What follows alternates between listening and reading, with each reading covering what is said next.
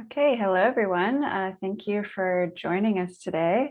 I'm going to get started as it's just 4 o'clock.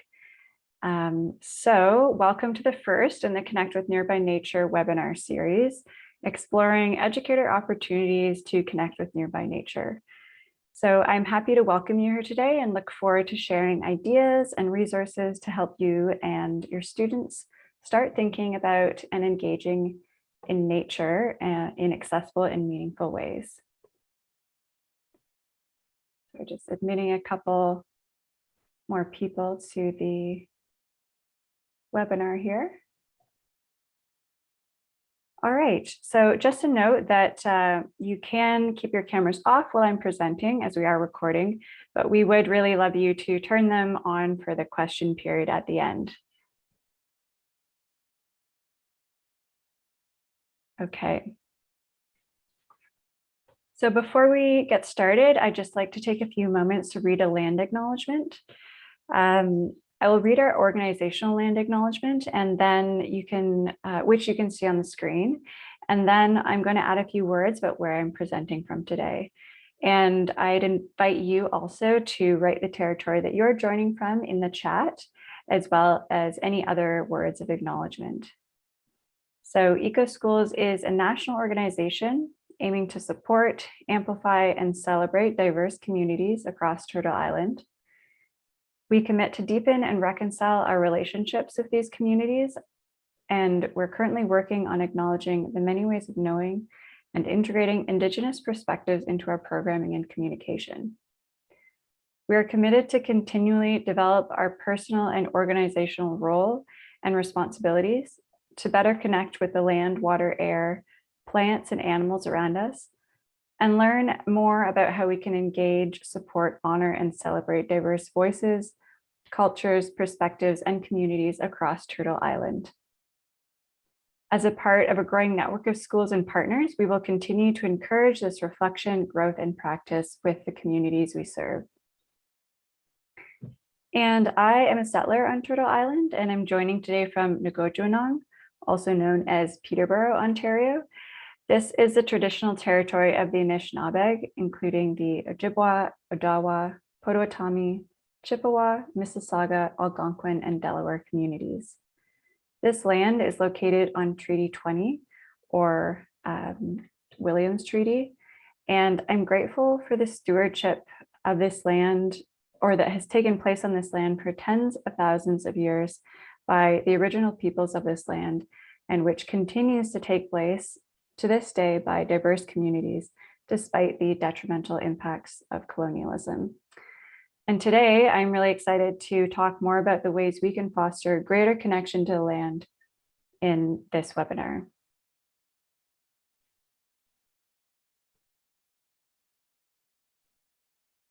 So in case you have any technical difficulties during the webinar, here are some of the key suggestions that might support you in problem solving.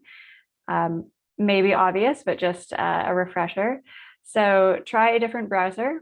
Chrome is recommended, so try to open or reopen in a Chrome browser. The next suggestion is to just refresh your page. You can also try to log out of the webinar and back in. And if those don't work, try the tried and true restarting your computer. And if you're having trouble with audio, check your computer's internal audio system to ensure it's not muted.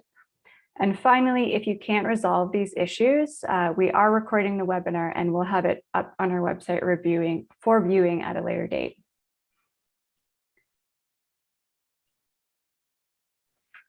All right, and as many of us are now very familiar using online meeting platforms, however, for those who might be new to Zoom in particular, just a few little reminders for what we'll be using today. The bar on the slide should be at the bottom of your screen. And if you don't see it, just try hovering over this area. Note that the bar may look slightly different as an attendee rather than a host. The first thing to point out is the mute or unmute button. I just ask that you keep yourself muted while I'm presenting. And then during the question period at the end, you can unmute yourself if you'd like to ask a question. Next, I'd like to draw your attention to the chat function. This is what many of you may have already used to put in your territory. And you can also type any questions that come up during the webinar, which we'll talk about at the end. And finally, you'll see this reactions button, which is where you can put up your hand if you have a question, and there's a queue during the question period. All right, so here's the agenda for today. We'll start with a little couple of little icebreaker activities to get to know about who's here and your experience with outdoor learning. And then we'll have a little overview to ground ourselves in why we're talking about connecting with nearby nature. And then we'll introduce the Connect with Nearby Nature resources, and we'll give some examples of curriculum connections. Next, I'll talk about some considerations to take before you really start engaging this action, followed by the steps to take to get started. And then I'll finish off by going over how to connect this work to your EcoSchools certification, and I'll let you know about the next steps and next webinars in this series. So hello, I'll formally introduce myself. I'm Clara Luke, the program manager here at EcoSchools Canada. And I'm really excited to be here and connecting with you today. All right, so we're going to do a couple little icebreakers. The first is a Zoom poll. So I'm going to put the poll up on the screen, and you'll see a couple questions just to get a little more info on your experience teaching and learning outdoors. So I'm going to launch the poll. You should see it on your screen. If you don't, please let me know.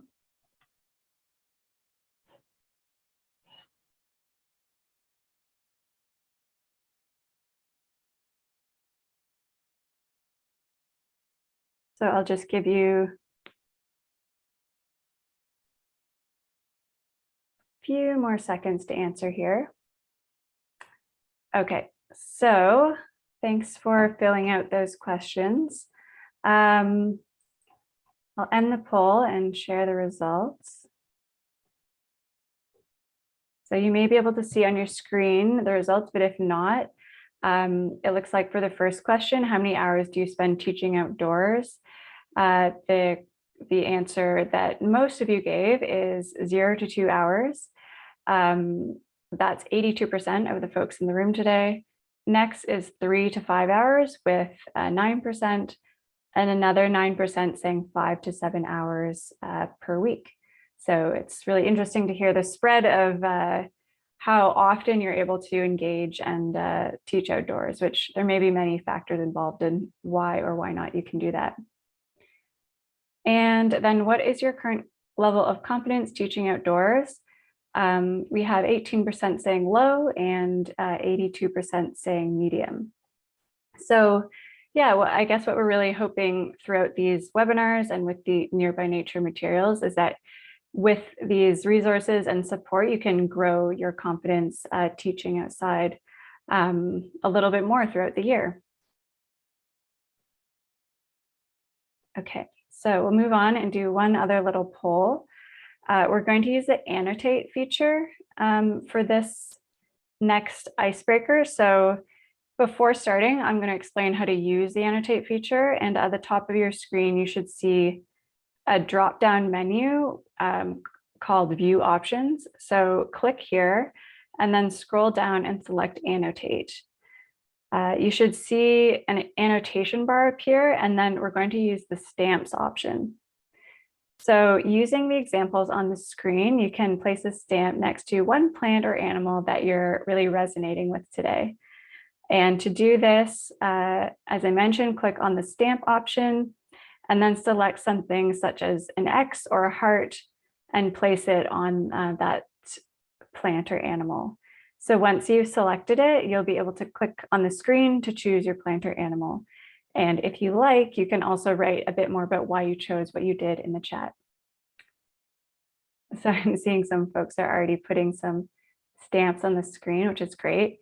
Got 2 for the little bunny, bird, a deer, trees, bird eggs, flowers and butterflies. So thanks for thanks for participating in that. And if you have any other thoughts on how you're feeling today, please feel free to share.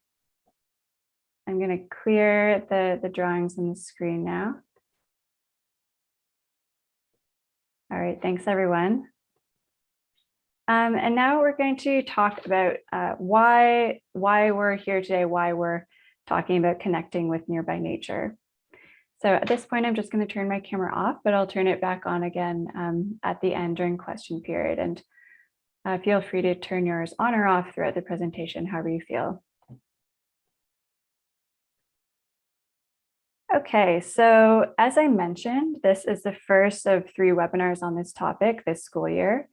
And this webinar will lay the groundwork and hopefully get you started on a really fun and rewarding journey to foster greater, more accessible connections with nature and bring these connections to the students you work with.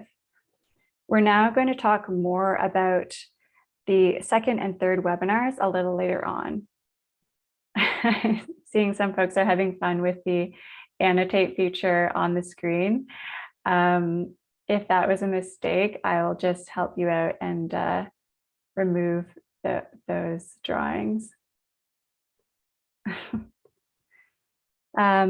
So as I was saying, the Connect with Nearby Nature action and resources were developed as an opportunity to extend and deepen environmental literacy, and they really incorporate outdoor environmental learning to foster relationship building between people and place, including all living organisms that also call this place home. So students will get to know their ecological neighbors by exploring local environments and creating field guides, maps, or outdoor signage. And they'll practice inquiry, observation, identification, research, and communication to build their own nature connections and knowledge and share these learnings with their communities. And before we explore some more of the reasons to connect with nearby nature, I would just like to point out the key resources that we've developed for this action. The first you see on the screen there is the Educator booklet, and you'll find much of what we cover in the webinar today in the Educator booklet. The second image on the screen is the additional resources section of the Educator booklet. And this provides links to great content created by other organizations, including examples of field guides, map creation tools, general outdoor learning resources, and pre and post-action survey resources. The booklet is accessible through the resources section of the Connect with Nearby Nature action on the EcoSchools certification application. And I'll explain how to add this action to your application, as well as the different components of an action a bit later.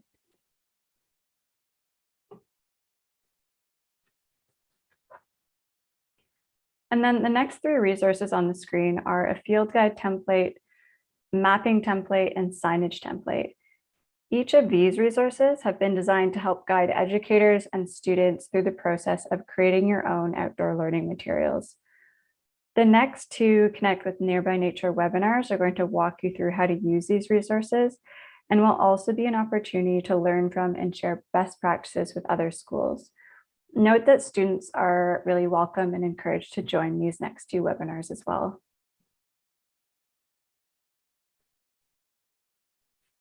And now I'll talk about some of the key outcomes that you and your students may get out of connecting with nearby nature and using the resources we've developed to support that journey. First, you might develop field guides, maps, and signage for outdoor spaces on or near your school grounds. Students will develop their own connection and care for the environments and create opportunities for others to learn too. Second, is identify and describe elements of an ecosystem to understand how those elements interact. Students will witness how environments change as well as humans' role in that change. Another key outcome is building relationships to land. Students may develop the knowledge and personal experience to better understand Indigenous connections to land, land rights, and other topics related to reconciliation. And always remember to follow the guidance of Indigenous leaders when learning about these topics. And finally, inspire inquiry and interest in fieldwork. So through identification, research, and communication about ecological observations, students can develop practical skills in fieldwork and ecological sciences. I'd also like to take a minute to highlight some of the rich opportunities for connections to curriculum through this action. Note that you'll find all of these connections and more in the Educator booklet. And as I'm going through these connections, you'll notice there is a reference to one of three things: a field guide, maps, or signage. These are the three key pieces of work that you and your students might choose to develop as a result of your adventures in nearby nature. So first on the screen is a suggestion for a connection to the arts through the field guide. The suggestion here is to create specimen illustrations or collect audio samples to explore the music of nature. Careers suggestion through the mapping component is a Q&A with GIS technicians, surveyors, or other geography professionals. And a computer science connection is through the signage work, just the basic idea to practice digital design skills. And for a connection to First Nation, Métis, and Inuit studies, a great way to incorporate this into the field guide is to learn from Indigenous leaders to incorporate traditional ecological knowledge or Indigenous languages into your field guide. And a few more curriculum connections: health and physical education for using that mapping template. The suggestion here is to create maps for recreational use that emphasize accessibility. For sciences, you might consider developing signage. So practice effective science communication by writing plain language signs for ecological information. If you want to connect to tourism, a field guide is another great way to do this by incorporating all of the Connect with Nearby Nature components for a comprehensive local ecotourism campaign. And the last example that I'll give right now is in math. Another practical idea for the mapping component is to practice measurements and scales to create accurate and detailed maps. The next series of slides are going to outline some important considerations to take before you really dive into this action at your school. The first thing to do is to reflect on the question: are there outdoor spaces such as school grounds, a park, a ravine, a conservation area, etc., near my school that could be visited on a regular basis? And what are the accessibility needs of my students, and how can I facilitate equitable opportunities for outdoor engagement? Also consider how you can garner support from other teachers and administrators to complete the project. And given the resources and support that you have, what's a realistic scale for the project? Is it just one class, several classes, or even the whole school? And if you've decided that the project is right for your school, now's the time to choose that outdoor space. We recommend visiting the space before taking students there to assess transportation, accessibility, and safety considerations. The additional resources section of the Connect with Nearby Nature Educator booklet includes some links to great resources to support educators in taking students outside. And remember, like any good relationship, connections to place take time. So for the most meaningful impact from your Connect with Nearby Nature action, your outdoor space should be easy to visit on a frequent basis. The space doesn't need to be big or wild, simply whatever is accessible to you. And as mentioned, this might be school grounds, a ravine, a local park, garden, or even a backyard if it's taking place at home. And of course, always needed is getting permission. So if you're heading off school property, for example, to a local park, be sure to consider what your school and school board or district policies are and obtain any required permission. Check in with school administrators to understand what procedures must be implemented to allow regular visits to outdoor spaces off school property. And as you're putting your EcoSchools action plan together in the EcoSchools certification application, remember that the EcoSchools program houses guidelines and resources for a number of actions that can really complement the work you're doing to connect with nearby nature. So consider undertaking the Connect with Nearby Nature action to extend your environmental literacy, low mow zone, sit spot, community science, or pollinator garden actions. If you do connect to multiple EcoSchools actions, just remember that your responses to the certification questions should demonstrate how each action is either distinct or an extension of their work rather than duplication. And of course, educators should also understand students' physical and cognitive needs or interests before engaging in this activity. This will help you track impact, facilitate equitable access, and scaffold learning. Consider conducting a pre-action survey to assess students' current attitudes or knowledge about nature, and respond to students' physical needs by choosing an accessible outdoor space and finding tools to aid full participation. And we'd also like to acknowledge that some schools and regions are still being impacted by COVID.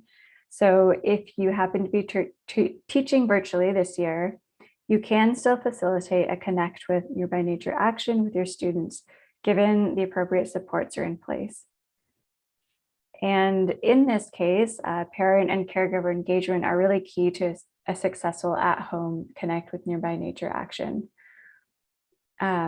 Obviously, responsible supervision may be required for outdoor activities which take place in a particular neighborhood. So if students are going to visit parks or spaces away from their immediate home, educators should plan for maximum flexibility with parent or caregiver schedules. So plan for outdoor activities that can be completed at any time of the week and provide practical tips for parents or caregivers. An at-home learning context may also warrant engagement with the Connect by Nearby Nature action as a whole school project, as this will allow young students to go outside with older siblings or neighbors, which might alleviate some supervision pressure from parents or caregivers. So now I'm going to talk about some of the steps to take once you've decided to take on some component of the Nearby Nature action. As we go through this information, remember this is all included in the resources that accompany this action. And before we wrap up today, I'll make sure to let you know how to add this action to your EcoSchools plan and get recognized for the work that you and your students take on this year. To start, we recommend making an action plan. Note that the following are all just options for your plan. And this action is all about creating a plan that works for your unique school and students. So one way to engage in this action might be to create a field guide collaboratively across multiple classes. For example, each class focuses on a different category or species. Class A focuses on trees, Class B focuses on insects, etc. Or you could complete a comprehensive project across multiple subjects. For example, a science class collects data from the field, art or design classes craft engaging signage, geography class uses field data to create maps, etc. Or consider tapping into the community to collect information and data. For example, a class could combine their ecological observations with interviews of other students, staff, or community members to create a story-based field guide. Another great way to collaborate is to partner with local organizations to support their ongoing work.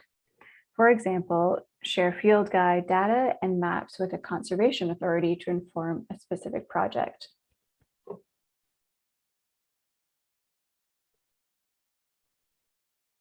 So after clarifying the parameters of your project, you'll have to collect all the necessary supplies to get outside safely and meaningfully. This might include instructional materials like templates, field gear, like clothes and camera, or safety equipment like a first aid kit. Ensure students have access to appropriate attire for changing weather conditions. And another idea is to promote equitable access to outdoor activities and by creating a gear library at the school. So to do this, collect items like cold weather clothes, rainwear, active footwear, in case students don't have the appropriate attire for a given outdoor activity. And of course, shared gear should be regularly inspected and washed to ensure high quality. It is also important to make a plan to collect data and documentation about your project while it's underway. Consider reviewing the EcoSchools certification questions for the Connect with Nearby Nature action to ensure you collect the necessary information for your application.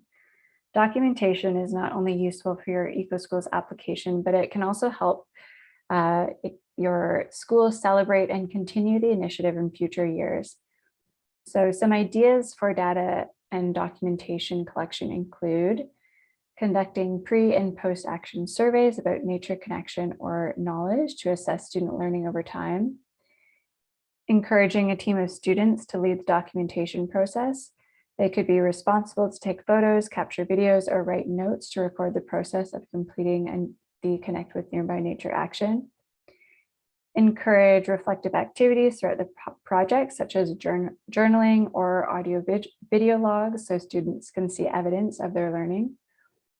Or invite the yearbook team, student newspaper, or other communication channels to document the progress on the Connect with Nearby Nature action. And also remember that the completed field guide, mapping, and signage templates are great examples of documentation. In a few minutes, I'll show you where this type of documentation can be uploaded in your application.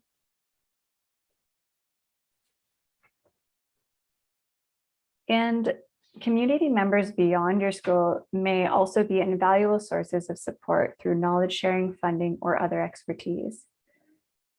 You might consider researching grants from nonprofits or government agencies, asking local businesses to sponsor your work, or requesting donations from the school community.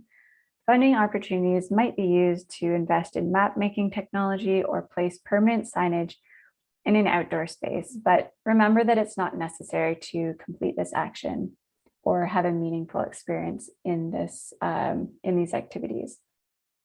And this action may also open opportunities for engagement with Indigenous peoples and ways of knowing through land-based education. When considering ways to incorporate learning about Indigenous peoples and knowledge, be sure to follow the leadership of local treaty partners, First Nations, councils, or friendship centers. Active relationships with people and land are important components of reconciliation and should really be central to learning about Indigenous peoples or knowledge. Remember to be respectful of the time and capacity of Indigenous leaders or peoples in your community, and consider the importance of reciprocity when approaching these relationships. And also acknowledging that Indigenous peoples have shared deep values and relationships with the land since time immemorial. We really encourage you to review the resources section of our environmental literacy action. This is where we have some other great resources that focus on engaging with Indigenous and other diverse school communities across the country. These include, just as a few examples, the National Center for Truth and Reconciliation's education resources on equity and inclusion from Safe at School, and a video called Reconciliation Begins with the Land from Project Home.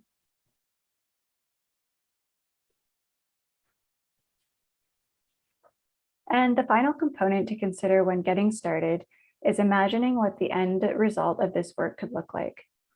This could be a conversation to have with your students to get them interested and inspired to engage in the project to connect with nearby nature. Here are just a few ideas. Host student-led tours at an upcoming parent-teacher night based on the newly created field guide, maps, or signs. Publish copies of the field guides or maps to place in school and public libraries for others to use. And consider creating advertising materials to let others know the field guides are available. Share field data with other classes for incorporation into instructional materials. So for example, share the field guide with other science classes to support ecological learning, or host a book launch at school where students can present highlights from their Connect with Nearby Nature experiences and distribute copies to their peers, or even raise funds to fabricate a large map sign that can live in the outdoor space for anyone to see and use. Okay, so we're now or I'm going to walk you through how to add the Connect with Nearby Nature action to your EcoSchools plan on the EcoSchools certification application, or the ECA. So if you're joining for this webinar today, it's likely you've already logged on to the ECA and started your plan. That's really the first step. And if you are having any trouble with this, please let us know during the question period or follow up after the webinar by contacting programs@ecoschools.ca. So on this slide, you'll see a screenshot of the ECA library.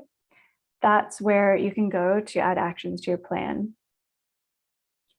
So to add the Connect with Nearby Nature action to your plan, you can use the search field to look for it, and then click on the plus button here, and it will be in your plan.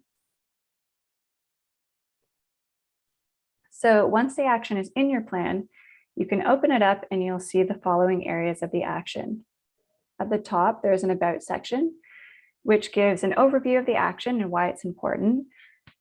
Next to About, you'll see the curriculum section, which where broad curriculum connections have been made.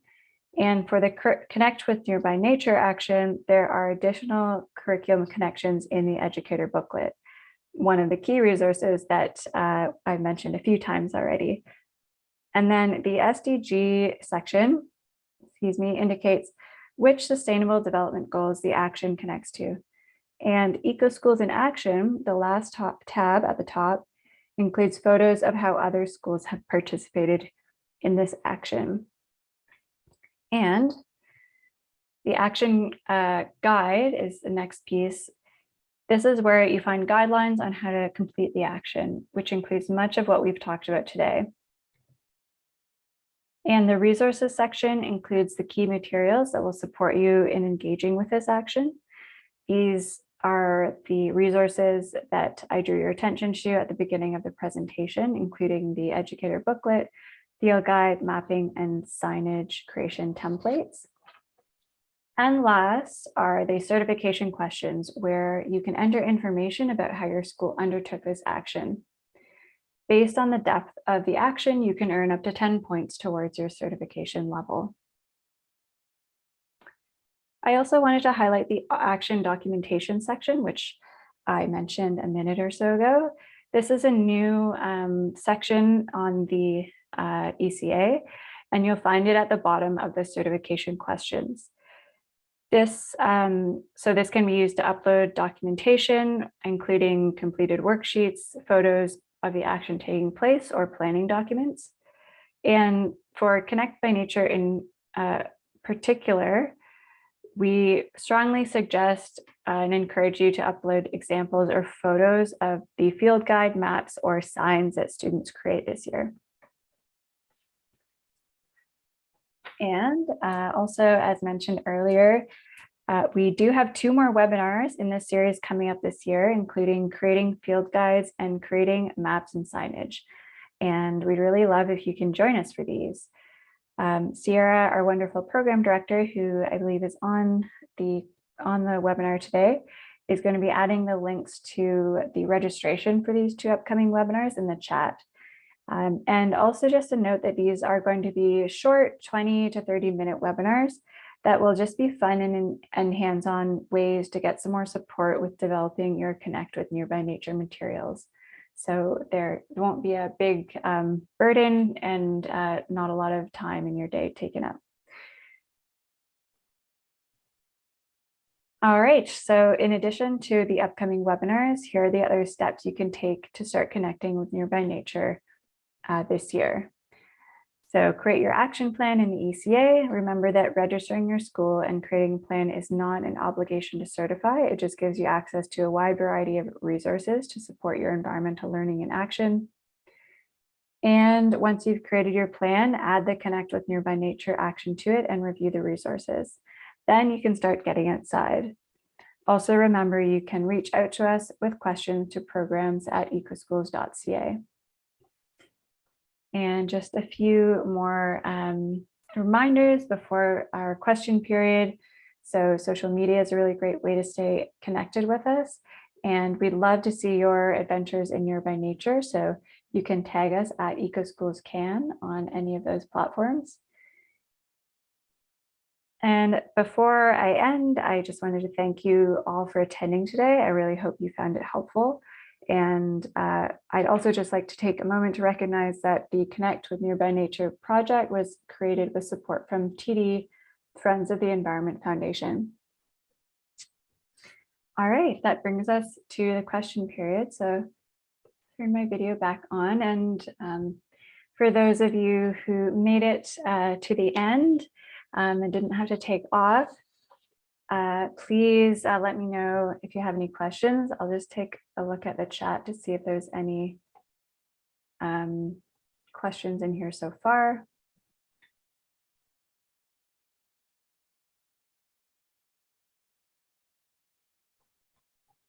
So no questions in the chat so far, but thanks for adding the territories you're joining us from today.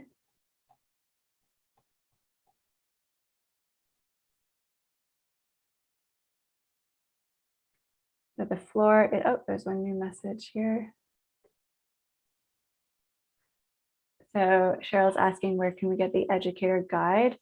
That's a great question. So that is available through the EcoSchools certification application. So the steps I went through on the slides. So you need to have an account on the ECA, and then you add the Connect with Nearby Nature action to that, and you'll find them there. Okay, great. So yeah, if anyone has any other questions, you can just turn your mic on and ask them directly. I think there's just a few of us left here. So hi, Clara, it's Dana. Hi. I teach in an elementary school. I was just thinking about this field guide. Like, I haven't explored the resources yet, but so you know, it's interesting and probably a very beautiful result to come up with a you know, an actual signboard field guide or these maps. But in addition, like, first of all, because the environment changes, so wouldn't it be also useful to have a digital field guide so that it's something that can be, you know, brought along on iPads on, you know, tours of the community, as well as simply because it's easier to make changes to something that is a resource that reflects a changing environment? Yeah, that's an awesome question. So the resource that we have, there is actually a version that's a digitally fillable version. So because you haven't looked at the resources in depth yet, when you do take a look, you'll see that there are just templates for creating things like field guides and mapping templates. So there is one that can be filled in on a computer and saved and changed later. There's also, depending on the depth of the resource that you and your students want to create, you can of course develop your own template for a field guide, but yeah, we do have the template to start with in the resources. So I'd encourage you to take a look at that. But this is exactly actually what we'll be talking about in the next webinar about creating field guides. So we'll kind of show you exactly how to fill it out and put together that type of resource. Yeah, that sounds great. And thank you for your answer. And approximately when will that webinar happen?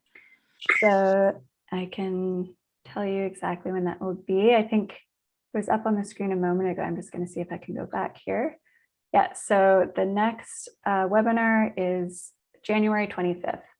And I believe that Sierra has actually put in the chat here the registration links.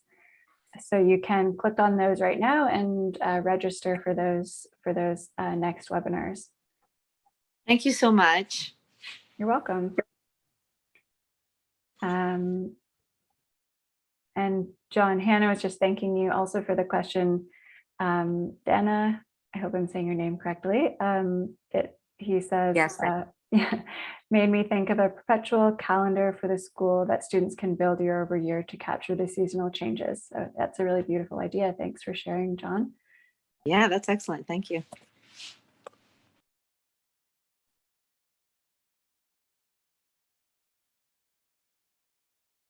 All right, well, we do have some extra time. So if anyone has additional questions or just anything they would like to share about their experiences working and teaching and learning outdoors, especially during the COVID, in the COVID realm or era, I suppose. Yeah, please chime in. There's some extra time to chat.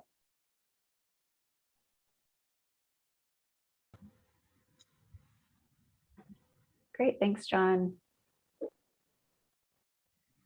was just going to say, I've been enjoying working with Gillian Judson's book on a walking curriculum and making stronger connections to place with the imaginative cognitive tools that she encourages there, just as an additional piece. It's a short read and full of great practical guides to link your curriculum, but also to engage students socially, emotionally, and with imaginative and creative connections to the land. So I just wanted to mention that. It's fabulous. I've been enjoying it. Oh, A that's lot of my great. colleagues are enjoying it too. Could you, John, just write the title and author in the chat? That would be amazing.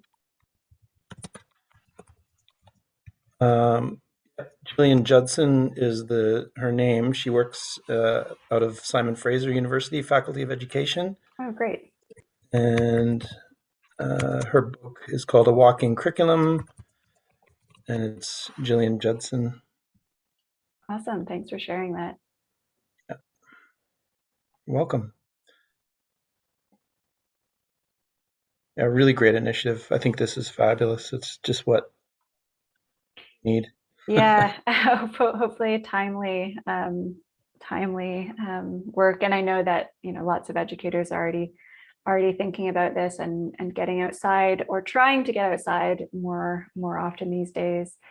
But it's maybe, one of those little silver linings of COVID is this bigger push for more outdoor learning and more support. So yeah, we're happy to provide a little bit of that. Yes, it's been it's been an easy choice to just, have a nature walk and to go out and collect litter in the nearby community around the school, because you want to get out of the building and take your mask off and just, socially distance but just enjoy that fresh air and oxygen. It's something that is very much needed and welcome by students. And one of the things I try to do is think about a walk in different kinds of weather too. So we had a fall nature walk, and the next one we were out collecting litter around the school, including along the sidewalks near our school. But then another walk in a deep winter day, just to reflect on how things change, the habitats of animals, and the way that what people do with their home environments, how it relates to and how it affects the habitats of insects and animals, and how it affects our own ability to appreciate the environment. So, and then spring comes along and we look at the thaw and what is revealed under the snow, the garbage and all that, and we look at the good and the bad, and we have reflection talks on that.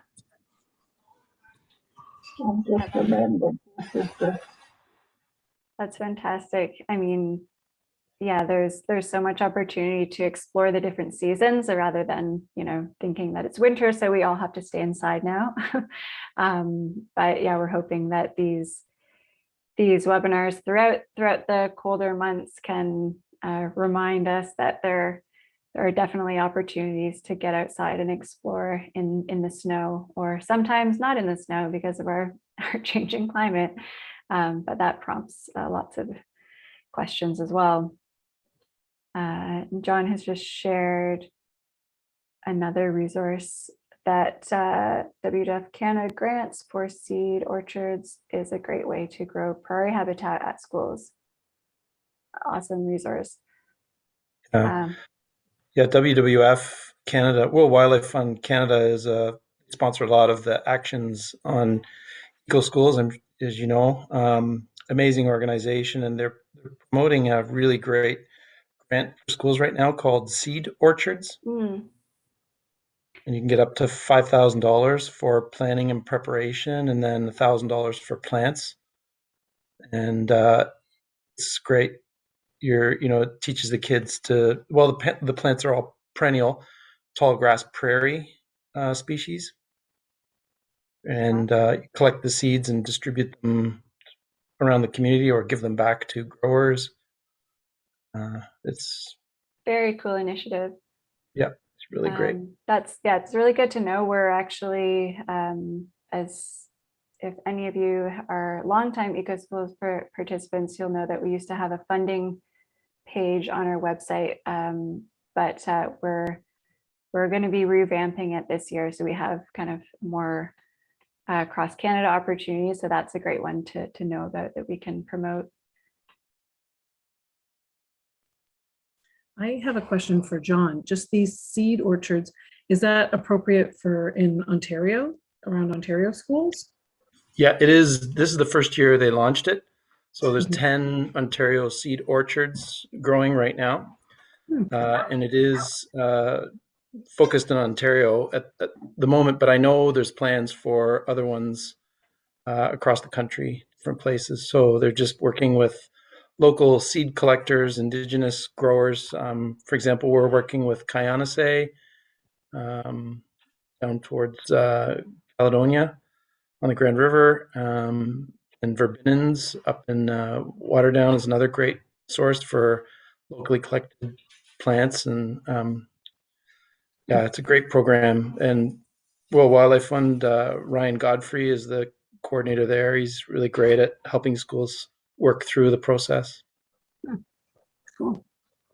I've been teaching kindergarten online last year and again this year, and finding that the kids are not going outside at all. I've had children say to me, no, we're not allowed to go outside because of COVID, because of the pandemic. And so I'm trying to encourage them to go out. But what I've been doing is around my home last year, and then this year at school, there's a forest not far from our school. I go out with my cell phone and I have the meeting going, and we go for a walk.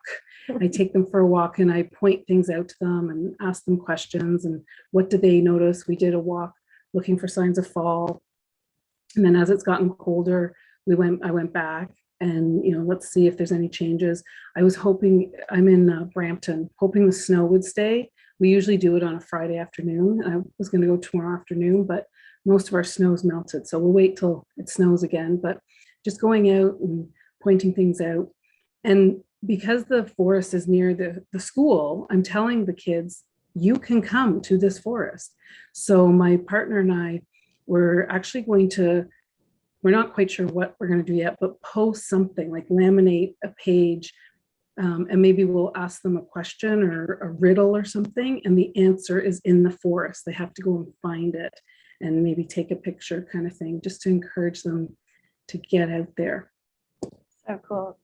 That's such a creative idea for connecting students to nature who aren't necessarily physically there. And hopefully this will encourage some of their families to go and chase those little clues. That's great. Yeah. Cheryl, if I can just add something to that. I live in Gananoque, so the Frontenac Arch Biosphere has created all kinds of storybook walks through the various parks that we have. And they'll post like a page and a picture on a sign. And then as you walk through your forest trail, you keep coming to different pages of the story, so that it encourages kids to go out and walk with their parents. You go and do a hike through the forest and you read a story at the same time. And actually, I did hear about those. Some libraries were doing that. And yeah, that's a good idea too. And even if I walk through and, you know, we looked at it, but then encourage them to go and find it as well. No, that's a good idea. Thank you Yeah, for if you read it reminding me. and then, yeah, maybe they would be saying, come on, Mom, we got to go and walk this trail. We want to go see the story. Or if there was Yeah.